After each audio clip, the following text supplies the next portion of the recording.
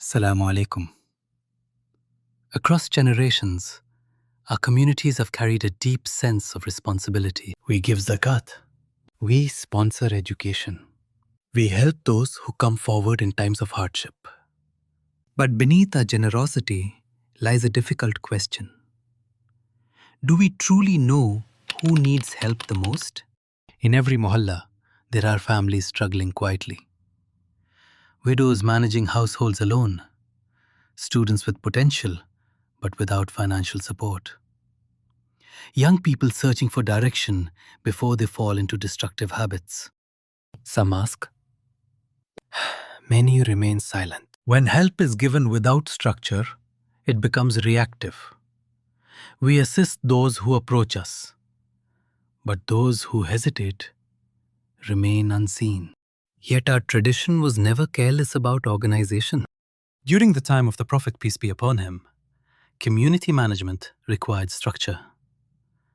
Before the Expedition of Tabuk, nearly 30,000 Muslims participated. An army of that scale required organization, provisioning, logistics, accountability. This was not random mobilization. It required enumeration. The Prophet, peace be upon him, appointed officials to collect and record zakat. Agricultural production was assessed. Contributions were documented. Tribal affiliations were known. It was not a modern census, but it was structured record keeping. Responsibility requires information. Later, during the leadership of Hazrat Umar ibn al-Khattab raziyallahu ta'ala anh, the Diwan register was formalized, a structured record for managing citizens and stipends. Why? Because a growing society cannot function on assumptions. It must know its people. Today, we face a similar challenge. Our intentions are strong, but our visibility is weak. Masjids want to distribute zakat properly. Donors want assurance. NGOs want collaboration. But data remains fragmented. Each organization sees only a small part of the picture. And so we asked a simple question. What if every mohalla masjid could truly know its own community? Clearly, accurately, responsibly. The masjid is not merely a place of prayer. It is the center of trust. It is where leadership is recognized. It is where the community gathers every single day. Now imagine if that understanding became structured. That is where Dftr was born. Dftr is a socio-economic and educational survey platform designed specifically for mohalla masjids. It enables each mosque to collect verified household data within its own mohalla, securely, systematically, locally. Volunteers can be appointed.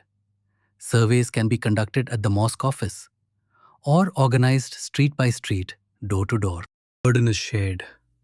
The process is structured. The timeline becomes efficient. And once the data is collected, something transformative happens. Clarity. The masjid can identify who is eligible for zakat, which students require scholarships, how many widows need financial stability, which youth are unemployed or need guidance. Help becomes strategic, no longer dependent only on who speaks up, no longer limited by partial knowledge. With structured data, the masjid can act directly.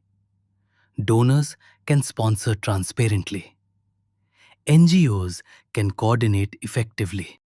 This is not innovation for the sake of technology. It is returning to organized responsibility. From reactive charity to informed impact. From scattered effort to coordinated action. Imagine a future where no deserving family is overlooked, where zakat reaches precisely those entitled to receive it, where students are identified before they abandon their education, where youth receive guidance before they are lost. It begins with knowing, and knowing requires structure.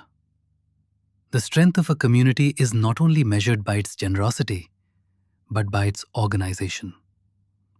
Let us build masjids that are not only spiritual centers, but structured centers of responsibility.